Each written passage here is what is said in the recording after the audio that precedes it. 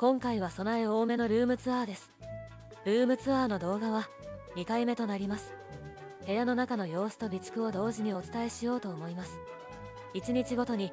ものすごいスピードで動く情勢に対応するために、備えを多めにしながらもすっきりした暮らしをキープしたいと両立を頑張っています。前半は各エリアごとの備えと片付けの様子、後半は新たな備蓄方法の紹介です。メインルーム、真ん中に物を置かないことを徹底するのは相変わらずです。最近の地震の頻発で、今私が住んでいるあたりもかなりリスクが高いことが分かっているので、もし近いうちに強い揺れがあった時に被害を最小限に食い止めるためはもちろんですが、常に真ん中を空けることで自己肯定感が高まります。散らかっていない部屋をキープできている自分がストレスを作らず、体調にもいい影響を与えると思っています。部屋の収納、スツールの中にも仕事の道具を入れていましたが、一つ一つの中身をスカスカにしていたところ、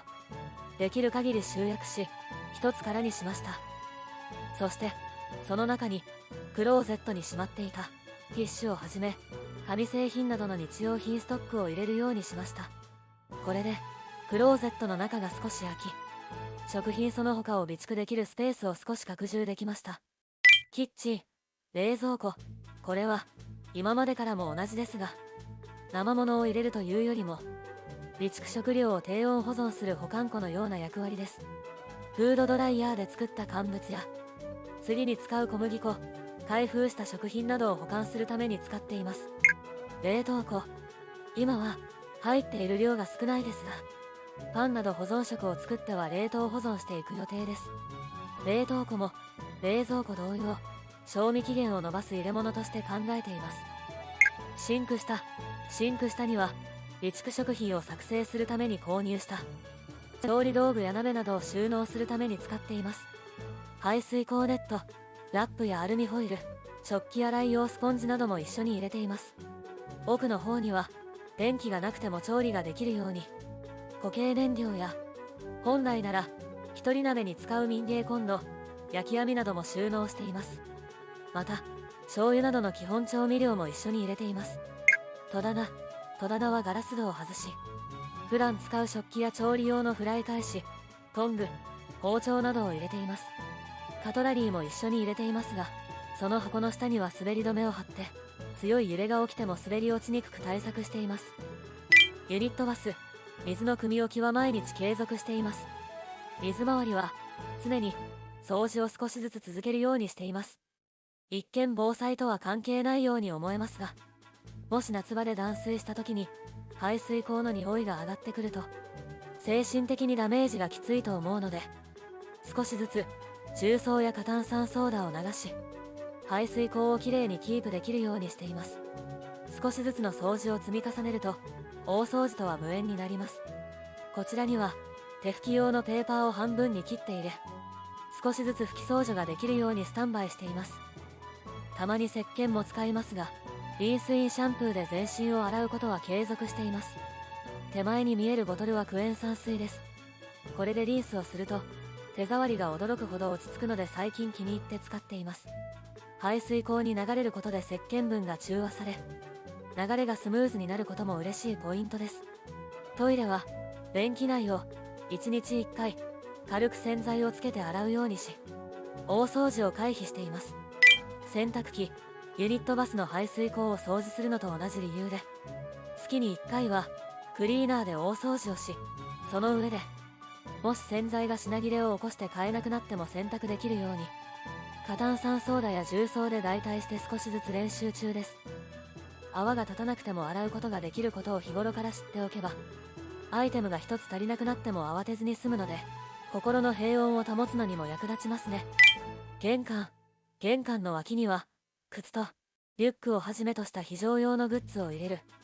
無印の頑丈ボックスをそれぞれ重ねて置いています。その横には洗剤などのストックを入れた箱、これも無印です。その上のスペースには母と共用の乾物作りのためのフードドライヤーや真空パックの機械を入れたトートバッグを置いて、すぐ持ち出せるようにしています。閉めっぱなしではなく、こまめに確認ができるように普段から使うものを入れて、開け閉めするたびに中身が目に入るように気をつけています。避難用リュックの中身を見直し、Twitter で先日話題になった災害ボトルを作りました。洗濯機の脇にヘルメットを引っ掛けるようにしました。このヘルメットはもらい物ですが、工業用のしっかりしたものです。ただし、さすがに本格的な危険回避のための色で、普段置いておくには目立つので、突っ張り棒の奥に隠すようにしています。ベランダには、他の動画でもお伝えしている通り、ベランダ菜園を展開しています。冬の間に水耕栽培で慣らし、今はいろんな種をまき、不織布の植木鉢に土を入れては増やして、現在は1平方メートルに相当するほどの大きさになっています。クローゼットも、もはや服を入れる場所ではなく、光、温度、湿度をコントロールして、備蓄の食品を置いておく場所として考えています。季節が進んで気温が上がってきましたので、アルミ保冷バッグをダイソーで購入し、穀類や砂糖、塩、油などを複数個に分けて入れています。細かく分けた方が取り出すときや使うときにも管理がしやすいです。備蓄方法、そして最近始めた備蓄方法を紹介します。備蓄は買い物に出かけたら少し余分に買うということを繰り返し、そのおかげで随分貯めることができました。お水は他の方の備えを参考に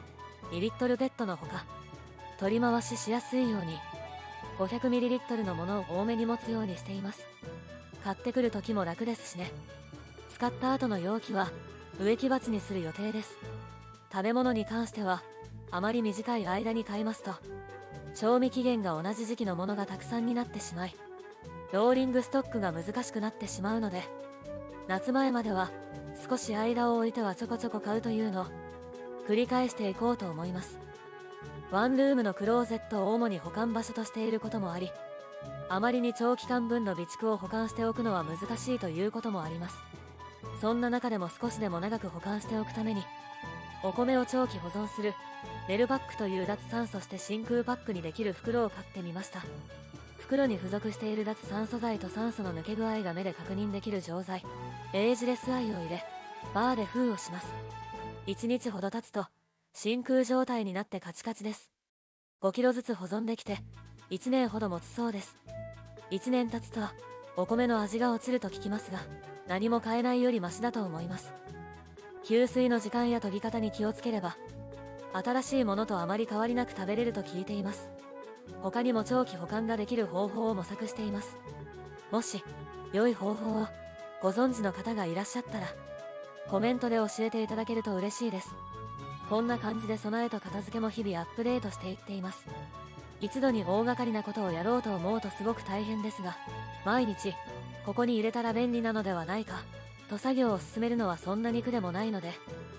少しずつ楽しみながらというのが大切なキーワードになってくると思います。